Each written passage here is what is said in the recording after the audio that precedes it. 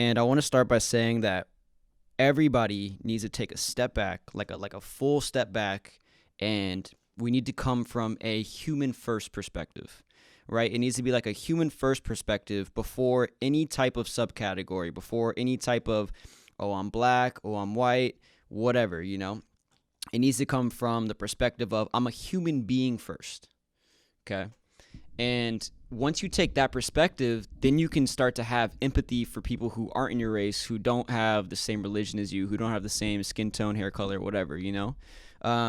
But we all basically started from the same point, right? And then through life and through trying to survive our environments, we ended up specializing and becoming different just through natural adaptation, right? Like I remember like in sixth grade or something, they talked about like the toucans grew long beaks so they could break open nutshells, right? But there's other type of toucan birds who don't have as long as beaks because they didn't need to survive in a certain environment.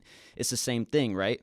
Like if we all started in Africa, but people migrated to Europe, which is what happened, right? The sun's not out as much, so your skin doesn't get as dark, right? So literally we're all humans first, and that's the perspective that we need to take, we need to understand, because that's going to be the first step to resolution, right?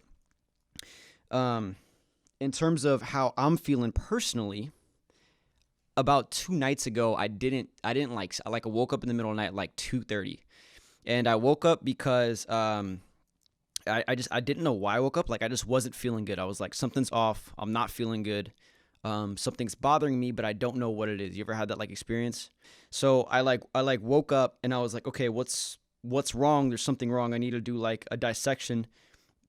But then also like I was kind of just feeling like alone. I was like, is anybody else feeling like this? You know, like because I'm seeing all the riots and stuff on TV, and I actually didn't watch the George Floyd video. I'm tired of watching stuff like that. I just can't watch videos like that anymore. It unsettles me so much to where it's like we need to stop watching it like murder porn, you know? Yeah. It's like we crave it. It's like what the fuck is wrong with this, right? And then you'll see like minor doses of like stuff happening. You're like, oh, it's not that bad, right? But then you see the really bad stuff. You're like, oh man, that's really. It's like what is this? What are we doing?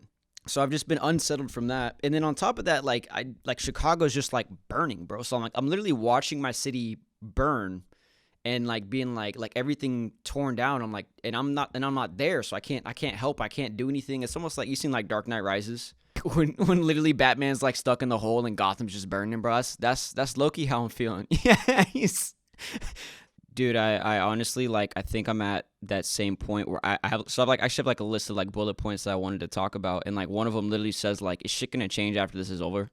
You know, like, is anybody actually gonna care? Like once it's all said and done, like, is it gonna be like, oh man, this is a big problem. We should talk about racism, and it's something that's going on, but it's been going on. Racism has always existed, right? We've seen it, like we saw like Kaepernick kneeling, like we've seen like the police violence, we've seen like the protests, all those things, right? But now what's happening is you're taking it and you're coupling it with super high wealth inequality, right? So when racism was a problem, there was enough people to be like, yeah, man, racism's a problem, but it's okay because I'm still eating and everything's good and I'm getting a paycheck and I'm fine. I'm okay. You know, like racism isn't a super problem. As soon as people stop eating, now they're like, oh man, racism's a problem. I'm pissed. And that's just like the catalyst that starts the class war. And it just happens to be on the backdrop of a race war, you know? So like literally we're seeing both a class war and a race war simultaneously, just because like the people who are generally in the lower socioeconomic position happen to be black, right? Like in France, you saw it with like the French Revolution, where they're just like cutting monarchs' head, you know, cutting like aristocrats' heads and stuff. In this scenario, it just happens that the black people and like Mexican people, like all the people of color, just happen to be at the bottom. So it's like a 2-for-1 special of like the class war and the race war, right? So in my opinion, in order to fix the race war, you have to fix the class war at the same time. So it's not only a question of it's not only a social problem, but it's also an economic problem. If you're black and you're actually, so it's not necessarily if you're black, right? It's really where you're born. So the highest predictor of success, higher than anything else, higher than color, higher than blah, blah, blah, whatever, is your zip code, which is absolutely insane. Your zip code is the highest correlated thing with success in life measured by like good job and like overall happiness. So that's a problem because it's like nobody chose where their zip code was when they were born. All right, let me take it back. So what happened? So in this book, River Out of Eden, it's basically like this full history lesson that this guy gives about how and why people ended up in the situation that they're in, and it's given like a bunch of examples just to show that everything is basically just set on a path, and the path keeps going. Right, so it starts off. We all grow up and we all start in Africa, right? And there's like bones or something in the sediment to where they can predate that was where the first Neanderthals or whatever were born. And they're basically saying that either two things happened: either one, we all migrated and then on Pangea, and then the Earth split up and like the land separated, or we just migrated over time and like built boats or whatever to like different places. Okay. So the way you can think about it is Africa is hot, right? Africa's hot as fuck. So those people there, they can't really set up shop because they have to like basically keep walking around trying to find water and fall in like the couple of rain clouds that exist over their heads so they can keep trying to survive, right? And then on top of that, because they're in the sun so often, their skin starts to burn, which is why they get darker skin, okay? So same human, just darker skin, because they are trying to literally adapt to their environment, okay? And then you got the other Africans who migrate to Europe, and now they're called Europeans, right? And if you just think about London's raining all the time, right? So literally the rain's coming down from the sky, and they don't have to worry about drinking water because it's coming from the sky. So just think about it like abundance of opportunity falling from the sky for the Europeans, but no opportunity falling from the sky for the Africans, where they got to go search for that opportunity in a barren wasteland. So what happens next is when you have all your basic needs taken care of, right? You get to kind of just, you just dick around,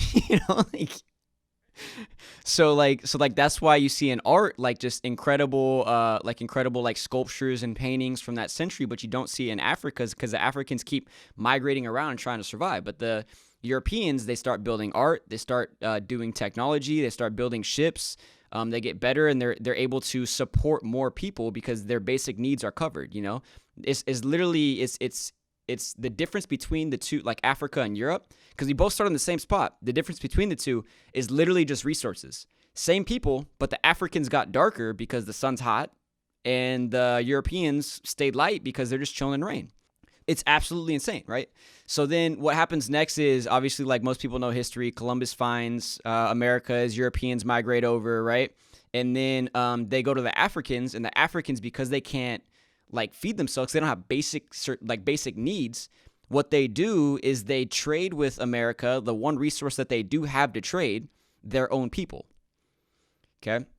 So they trade their own people, and they come over, and because they haven't spent time developing technologies, learning, or getting more advanced with their arts and their society, right? They obviously aren't as evolved as the Europeans. Still, same people, just migration, right? So then the Europeans look at the black people who had to adapt to the sun as less evolved, right? Because they were given an abundance of opportunities that predated them. Because your genetics keeps getting passed down over time, and it just continues in that cycle like that, right? So then what happens is obviously the Southerners take advantage of the black slaves over time. They don't give them opportunities to read, right? And then what happens is they breed the biggest, strongest, baddest, fastest motherfuckers on the planet, right? So they can do more and more work. Why do you think the NFL and the NBA is literally filled with genetic superstars? Because of slavery. So the strongest dudes are now in the NFL, and then the fastest dudes are also black in the NFL because they were the ones who were able to actually escape the plantation. You know what I'm saying? Which is like low-key kind of funny. 40 acres and a mule. Okay, so that's what happened next. So Civil War happens. Lincoln abolishes the slaves, and he basically says all previous landowners, like Southerners, have to give their black slaves 40 acres of land and a mule, right? Because the black people felt like they were, I don't want to say entitled, but fucking entitled to some of the land that they worked over those years for free. So they get that land, and then Andrew Jackson comes in, he's like, psych. Actually, it might be Jefferson, some dude from the South with the J for a last name, one of those presidents. But he's like psych, and then basically gives it back to the white dudes. So the black people are forced to go back to working for the Southerners for a lower compensation and a lower wage, right? Like they're at least getting a wage, but it's lower. Okay, then eventually, next step is you have segregation, right? And then when segregation happens, you basically take all the black people, and because they haven't really had access to books and knowledge and learning, there's only a few black people who actually are able to teach the rest of their population and the rest of their culture. But now they're faced with the choice of leaving to do better for themselves, or staying with family, hanging back, and then building up that culture in that community, right? While the opportunities are still there for the Southerners and the white people. And then over time, that just like systematically grows, and then it gets worse when like the communities get hold of drugs, right? So now you have a community that's uneducated with drugs infiltrating the system, and because the resources are once again scarce, right? People are killing each other for the limited resources that they have. So the crazy part is literally there's still a lack of abundant opportunities for black people, even though they're not in a barren wasteland like Africa anymore. We're still dying of thirst. Black people are still dying of thirst, right? But there's wells right next door. There's opportunities right next door. Yeah, there's no growth, and there's no like opportunity, and it's like very one-sided, you know? But like I think exactly what you're saying with like the generational wealth thing, like that's where like the class issue piece comes in. Okay, so before I jump to like the class issue piece, I do want to talk about like just continuing forward. I didn't realize this was a thing because obviously I grew up and I went to private school, and I was like the one black kid in the school with like all the other white kids, right? Like I was the token black dude. So it never occurred to me how schools get funded until I got to Chicago. And then when I got to Chicago, I started working Jumpstart, and then went to like basically got paid work study to go work in the kindergarten stuff. And these kids are bright, man. These kids are super, super bright kids. I'm in Jumpstart, and I'm talking to the teacher, and I'll never forget her, bro. Her name is Miss Jones, and she'd been working there for like 30 years. And like I literally saw like a dude from college come back who made it out, and the school's on like 64th in Chicago. So like it's like 64th and like Inglewood. It's like in the cut, you know what I'm saying? It's like deep there past the green line. Yeah, it's not where you want to be. And I saw a dude from college came back and literally just brought her like a fruit basket and like a bunch of like gifts and stuff. And he's like, yo, like you helped me make it out. You know what I'm saying? Like you started and you helped me make it out. And now I'm doing really well for myself. And he's like, I just got into law school, blah, blah. And I was like, oh shit, man. So like literally what teachers are doing is very important. And I don't think anybody, I think teachers definitely should get more love and more credit for what they're doing. Because you don't realize it. It's like a long-term payoff, right? You don't see people come back to like much later. Yeah, you're paid dog shit, right? Because that's the whole point, right? So how do those teachers get paid, right? You get paid and funded in Chicago, at least. It's really tough because think about Chicago. Actually, let's take a step back. Think about who generally votes for politicians, right? It's generally rich white dudes. Rich white dudes who are able to pay lobbyists, or who are able to, I don't want to say buy votes, but fucking buy votes. Okay? And in Chicago, all the dudes, all the rich white dudes, their kids go to private schools, right? So now when you're making policy decisions as a mayor in Chicago, and you're trying to keep your position and your seat in that position, right? Where are you going to put money? Are you going to put it in public schools? Well, why would I put it in public schools when all the money's coming from the rich white dudes who vote me into office and make sure I stay here? No, I'm going to put it where the rich white dudes want me to put the money. I'm not going to put it into public schools, right? So in Chicago, who goes to the public schools? Oh, black dudes. Black dudes and Mexicans and like off white people, you know?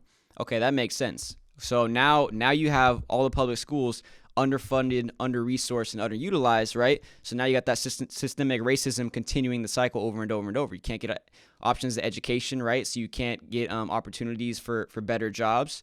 Okay, so you're stuck with two options. Either I got to go work here, or I got to go steal from somebody else, man. Like, it's just, once again, the Africans are dying of thirst, even though the opportunities are right next door. Yeah, I mean, that's exactly what I was trying to say, right? Like, it's like we are in a very polarized world, so you have to step back and take the human perspective, and you have to understand both sides and see both sides and just be like, yo, man, like, it's like, I get it. Both sides are angry, but it's just we're going to become more polarized, at which point whoever owns the military, which right now is Trump, is going to kind of win the fight. You know what I'm saying? Because they got all the cannons. You know, like if Obama was in office, then like things would be different, you know? And I'm not saying like Democrats versus Republicans. I'm just saying like yo, like it kind of matters that the president's like, yo, man, I'm gonna blow people fucking out, right? Like that's like, all right, well that's not helping anybody, bro. Like now I'm living in fear. Like everybody's living in fear. Like I can't go outside because the military is just like rolling around in tanks. That's fucking crazy, dude. Actually, it's funny. I have a story about that. So like I want to say when I was like 13, like 12 or 13, and my homie is in my car, so he can confirm it too. My dad's we're going to the gym to play basketball, and it's like 5:30 p.m. or like 6 p.m. on like a Sunday or some shit, and we're going down like the street, and there's like a hill that kind of curves like by my house, and it's like a one lane, and there's literally like a grandma in the one lane. Like there's a grandma in the one lane where she's having a hard time. She's going like 2 miles per hour, like up a hill, right? So my dad like is in his like his Lexus, and he just like whips around her real quick, right? And he's wearing like a Raiders hoodie and like didn't bring his license because the gym's down the street and we're just going to play basketball, right? And you just use your thumbprint to get in. And there's a cop kind of posted up like off the side, like veering. It's like a really shady cop spot, but like they get paid from being in that spot. They probably don't feel good about like getting people like that. So he pulls my dad over, and I'm sitting in the front seat, and he's basically like talking to my dad, and my dad's like, fuck, man, like I don't got my license stuff. So my dad rolls on the window, and the guy's like, license and registration. My dad's like, yeah. He's like, here's my registration. He's like, I'm sorry about my license. I actually don't have it on me because we're just going to the gym down the street to play basketball. But here's like a copy of my license, and like he had like a picture of his license in there too, and like showed it to the cop. And the cop's like, you don't have your license? And my dad's like, nah, man, I forgot it. We're just going down the street to play basketball the 24-hour. You know the 24-hour? He's like, yeah, I know the 24-hour. And then he's like, sir, is this your car? And then my dad's like, yeah. And he's like, have you ever been to jail, sir? And my dad's like, no. And then so like it was weird though, because I remember sitting in the car being like, yo, what is going on, right? And then like my dad rolled the window back up. We kept driving down the hill, and like he just acted like it was normal, like that was something that was normal. And I was like, bro, we gonna talk about that? And he's like, talk about what? And I'm like, the fact that cop was kind of just being a racist asshole. He's like, oh man, that's like the 4th or 5th time, you know? Because he grew up in like Long Beach, and like my aunt has a ton of stories of that too. They're just like, yeah, man, that's just how the game goes, you know? Like and they just kind of accepted it too. Like that's just part of what it's like. But like for me, like if I got pulled over, I'd be like, yo, bro, who you talking to like that, you know? Like that would frustrate me, but he grew up in it, so he was kind of just like, no, that's cool. You know, it's happened before. They're just like, fuck it, man, I'm cool, you know? Like I'm just going to keep going about like my business, and it's just like whatever, you know? It's just like, what? That was crazy. It will. So here's the other catch too, is like I understand too, like the situation that the police are in. So my dad, like I want to say like 2 years ago, had a client come in, and it was like this like 6'3" fucking jacked black dude, just like shaved head, like motherfucker was scary, right? And he comes in, and he's a policeman. He's wearing like a full police uniform, right? But if you saw that dude in the street, you're just like, oh man, like I'm gonna drive the fucking speed limit. You know what I'm saying? Like I'm putting my hands behind my back. I'm doing everything right. Like this dude's around, and he's the guy, you know. So he comes in, and he's like, look, man, like he worked in L.A. In like South Central and stuff, and he was like a chief or like a captain and stuff. And he was like, look, like when you work out there, what you have to understand is that like everything's going down in split-second decisions. And this is like a black cop, right? He's like, everything's going down in split-second decisions. So you making that like quick call and that quick decision can be the difference between going home and like having dinner with your daughter versus you ending up in the hospital with some tubes in your neck. You know what I'm saying? So he's like, you have to at least racially profile a little bit, you know what I'm saying? He's like, it's biased, and I understand it's wrong, and it's discrimination. And he's like, and I'm a black man, so you have to think about how conflicted I feel about that, right? But I just think that I would rather go home and see my daughter. Now, I understand that perspective, and I get that. The dude who killed George Floyd, though, like he had a history of being a fucking shitty dude. You know what I'm saying? Like he had a history of it, and like at a certain point, you got to be like, all right, man, like we're seeing some patterns. Like somebody check this fucking guy, you know? But like I understand both perspectives, and I have to understand both perspectives because that's, once again, we got to take the human perspective, and we got to look at it from both angles and just be like, yo, this is the human perspective. I think so. In terms of that, man, like what's happening right now is on the media we're seeing both sides, right? We're seeing like the shitty fucking white cops killing the black dudes, and then we're seeing like the shittiest of black dudes going around and looting and fucking up their own neighborhoods.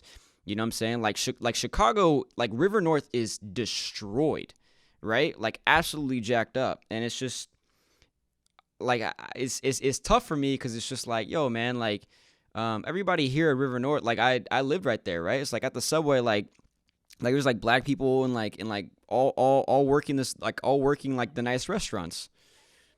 Yeah, like they don't got jobs now. You know what I'm saying? Like now they can't like go. It's tough in terms of like the looting. Like I agree, people are angry. I agree, people are frustrated. Like I'm feeling that too, right? But when you're going and you're destroying businesses in your own home, like I saw somebody loot a smoke shop. Like why are we looting smoke shops, bro?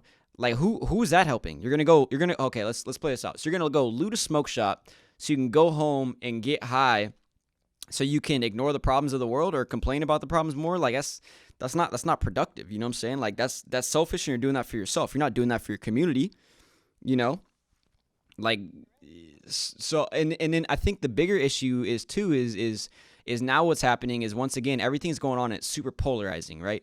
You're taking two sides. You have people who are like standing up and like saying a bunch of activism and like, yo, this and that, blah blah, and then you have all of them saying like, hey man, if you're staying silent, like I'm watching you. Like if you're staying silent, you're a racist fuck, right? And then like on like the right, you just have people who are just like, man, I'm staying silent, but like that doesn't mean I'm like necessarily racist, you know? Like I don't have much to say.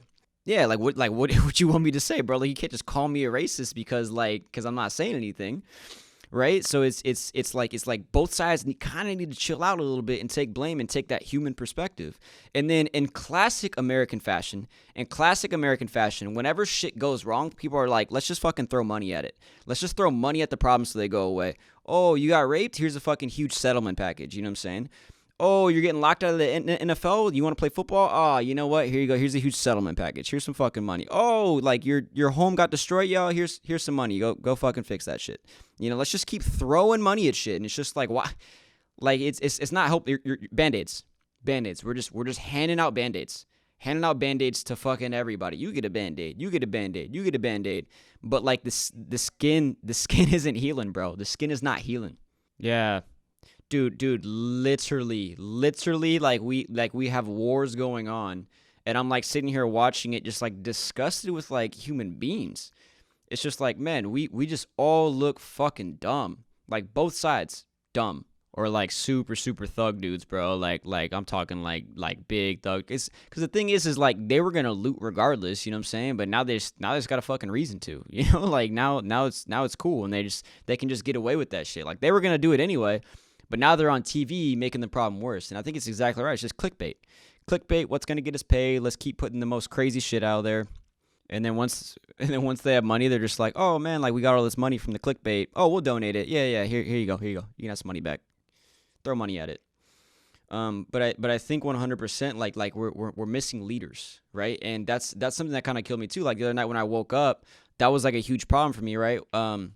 It's like I woke up and I was like, okay, the world's fucked up and there's things that are wrong, right? And then for like a day, I had like people reach out to me, so I woke up and like things were bad, and like for a day I was kind of looking around like, all right, man, like what do we do now? You know what I'm saying? Like, does anybody have an idea of what the fuck we're supposed to do now, right? And like nobody's coming up with ideas, and just people are just keep throwing like logs on the fire, like, oh, let's post to social media about our feelings, and let's keep writing about this, and let's keep posting videos about people complaining about all the things that are happening, and the cycle keeps going on. But I don't really hear anybody saying like, hey man, like there's a problem. Here are some potential solutions. Some solutions that don't consist of donate to this place because some people broke it down.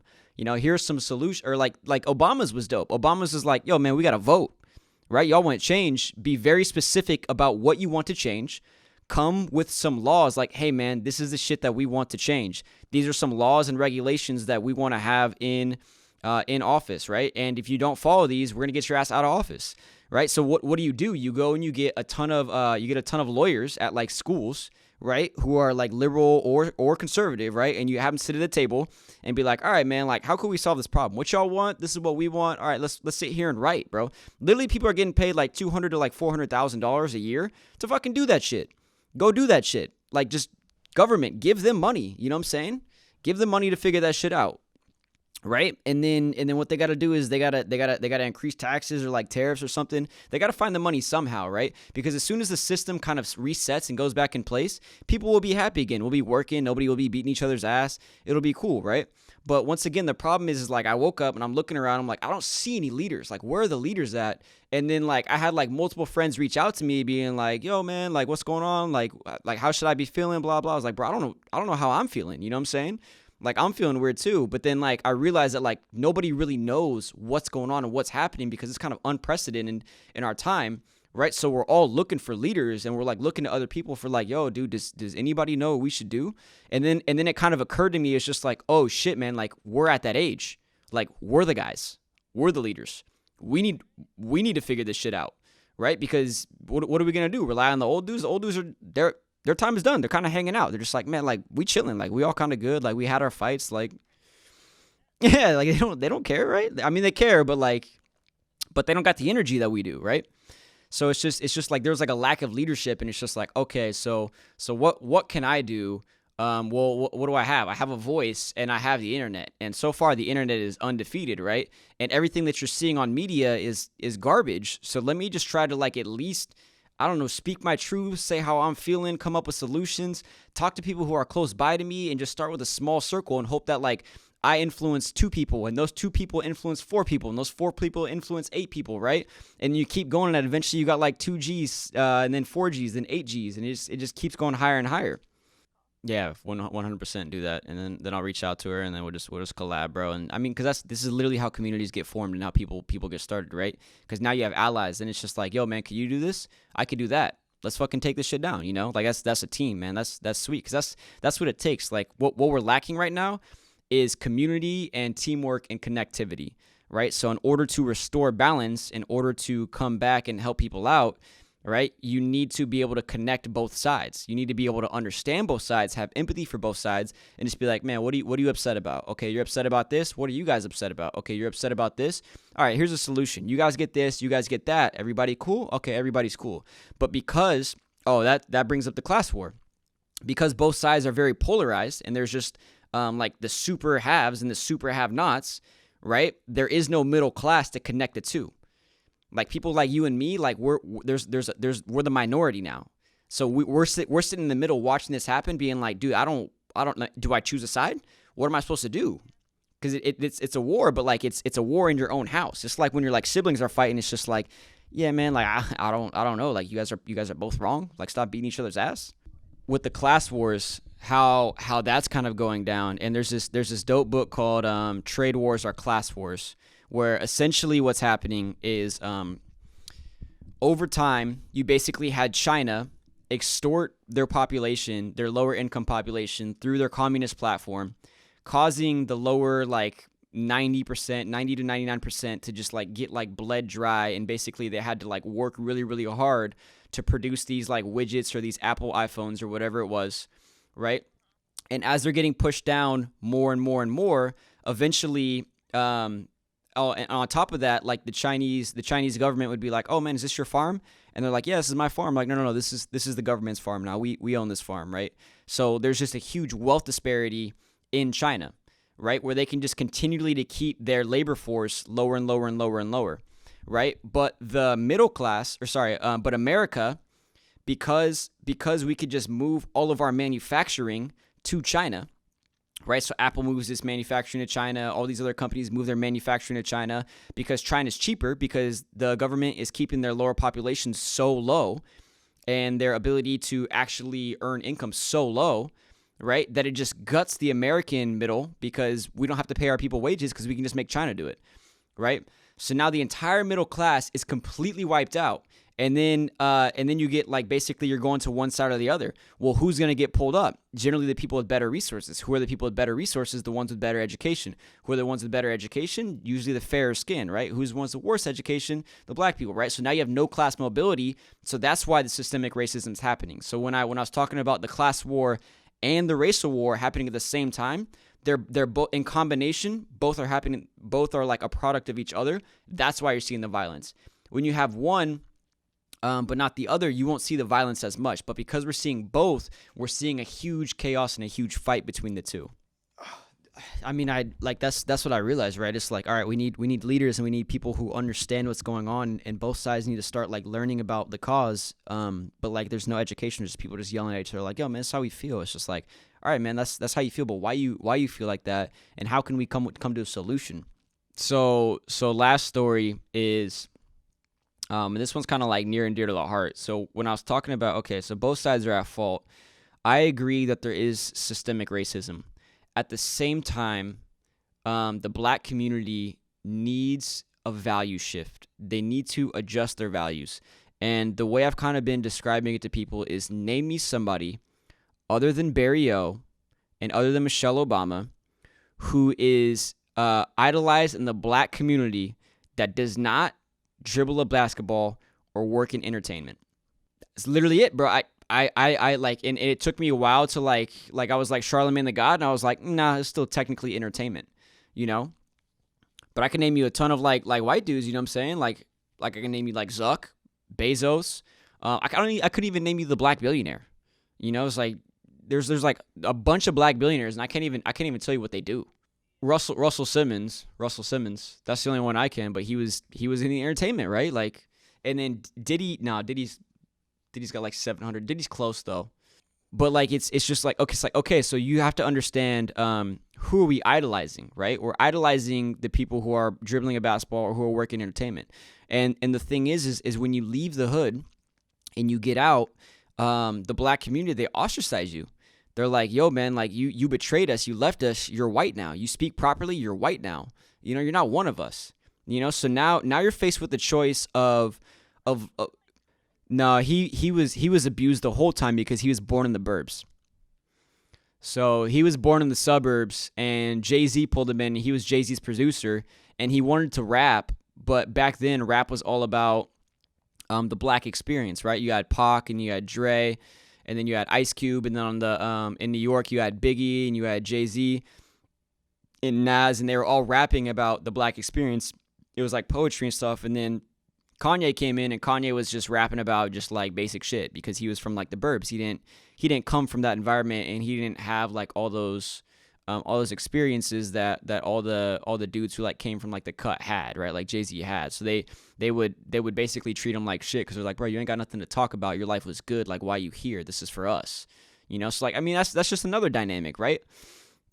But that happens with like a lot of times in the black community, like when you're leaving it for being like a black lawyer or like a doctor, right? And you go that route.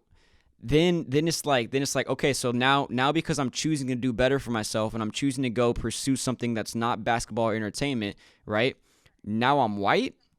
Yeah, like, and it's just like, it's like, okay, so now I have a choice between literally making a better life for myself or staying in the hood and being something that I'm not good at or that I don't want to pursue, right? That's a value problem. So education isn't valued in the black community, and my best example of this is there's this foundation called Big Shoulders that was created by this guy named John Ariel, who runs. There's one right there. He's a black billionaire. He runs one of the biggest hedge funds in the world, Ariel Investments in Chicago, and he runs this organization called Big Shoulders. And the whole idea behind it is you go to a lot of inner city underserved communities and you teach them financial literacy, right? And the reason that he built this foundation is because when he was younger, I think like when he was like the third grade or something, he got some type of scholarship or something to the extent of he had a mentor who taught him investments, or he had somebody teach him financial literacy when he was young, and then obviously he sprouted and became a billionaire from it. So now he's trying to give back to his community. That's a great example of somebody literally being like, yo, I came out and now I'm giving back to my community. I'm not a sellout. right? I'm somebody who made it that is not entertainment and that is not basketball or football, right? And I'm giving back to my community. I'm still one of you guys. I'm cut from the same cloth. It's possible. It's possible, right? So Big Shoulders is a fund where they basically take money and then you get to go to 8th grade classrooms and they invest like $3,000. And then the $3,000 you invest in the market. The kids get to choose their stocks. You teach them about financial literacy. And then if they're market, like at the very end of it, the school gets to keep the money. Right, so it's a way to donate to funds, but it's also a way for like these kids to like have like a sparked interest of being portfolio managers. Okay, and I did it for like 2 years, and the second year I did it, like the first year I did it, that class was sick, man. Like everybody in that class, I'm like, yo, you guys are all going places. Super smart, intelligent black kids, right? One of them was like 6'1" and was like a basketball superstar, bro. It was like showing me his highlight tape. I'm like, man, these kids are dope. And not only are they dope, they're crushing it in the classroom. Where he's like, yeah, man, like it's cool to be smart, right? That was super sweet to see. Okay, the next class, the 7th grade that became the 8th grade class, we went in to teach them. They did not give a fuck about school. They didn't care. It wasn't in their culture values. Like whatever reason, they came from worse areas maybe, but they did not care, and they thought that school was just like the wackest thing. Okay. And there was a group of like 4 boys, right? And then generally when you're young, you're like at teenage years, you always have like the alpha, right? And the alpha was just completely fucking off all the time. And he was just taking naps on his desk, was disrespectful to the teacher, was just like a chump. He's just like a bad kid, right? And then there was the number 2 in the group. His name was Najee, okay? And the number 1, his name was Marcus. So Najee was one of like the most brightest individuals I think I've ever met at that age, okay? And the reason that this kid was so bright is because he would literally like follow Marcus's actions. Like he'd be on his desk pretending to sleep, but he'd be like pretending that he wasn't paying attention, but he'd be sitting there watching the whole time. Wasn't taking down notes, but was just like taking all of it in, right? And then after class, he'd come up to me and he would just like ask me like questions kind of like underneath his breath, like real low-key questions like, hey man, like so when you got like a profit of like this, right, and you can invest it in the stock market at this rate, then it can come out and you can make how much with the compound interest over years. And I was like, oh shit, this kid's intelligent, right? This kid is super, and these are 8th graders, okay? But the thing is like he raised his hand one time and like and then we asked the question, like we answered the question. All his boys looked at him and like, yo man, like you whack, you know, like why you asking questions? That's dumb. So it was this whole thing where like this kid Najee had to literally pretend to be something that he wasn't, right? So he could fit in the group, you know. And his street smarts was incredible because he noticed who he had to be and what mask he had to wear in front of all these people. Right. But then at the same time, he understood everything that I was saying to him, everything that I was talking to him about. And I tried really hard to connect with these kids. You know, like I'm showing them my tattoos and stuff and like trying to be like, yo, man, like I'm part of the culture. Like I get it. Like, oh, you guys hoop. Yeah. Just trying to like connect and be like, yo, it's okay to be smart too. It's okay. And Najee got it, but like he had to pretend the whole time that it wasn't a part of it. Right. And it's heartbreaking because I know it's going to happen in like 3-4 years. In 3-4 years, he's probably going to get into a dope college, right? And now he's faced with the decision, do I hang back with my friends who are probably not going to go anywhere in life and who are probably going to be losers, right? Or do I leave them behind to make something of myself? He literally has to make a decision between leaving the kids he's grown up with, who are his best friends, who would take a brick to somebody else's head. It's like literally Goodwill Hunting shit on like a black level. Right?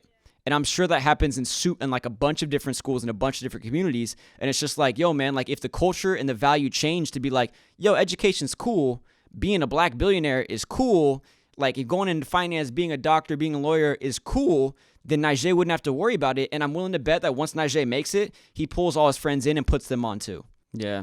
It's tough to do though. You got to change human behaviors, right? And then it goes right back to the question, man, like, is anything going to change? Ripping out the weeds of subconscious racism and biases, right? Because at the end of the day, like, it's exactly like you said. Once again, like, it goes back, like, we're all humans. We all started the same place, right? Or, like, shit's just raining from the sky. Abundance of opportunities raining from the sky. Yeah. Stay silent, you're racist. What? What? How does that work, bro? Because I mean, you can't take sides. Can't you can't? I mean, you can't take sides because like is the system broken? Yes, but is like you can keep blaming the white man or you can keep blaming black people. It just it's not helpful. We're not growing. And low key, like I miss basketball. So it's just like I'm tired, right? Cause COVID happened. And I was like, all right, man, COVID's happening. Like, it's like life's gonna be put on pause for a while. I'm kind of bored. Like, I can't wait till COVID's over. You know, like I'm getting restless. I can't wait till COVID's over. And then the race wars start happening and the right wars start happening. It's like, man, like the race wars and the right wars are happening now. And then I was like, I just can't wait for this to be over. You know, like COVID happened. I want that to be over. Like the race war and the right wars. I want this to be over. But then the thought kind of popped up in my head where it's just like, bro, there's probably so many dudes out there right now who are walking around in the street afraid every single day of their life. And they're probably like, man, I wish I didn't have to be afraid anymore. I wish that this would be over. And then it was like, let me check myself. Let me check myself and let me try to be part of the movement and let me do something because people are tired, you know, and at a certain point you got to pick up the torch for somebody else.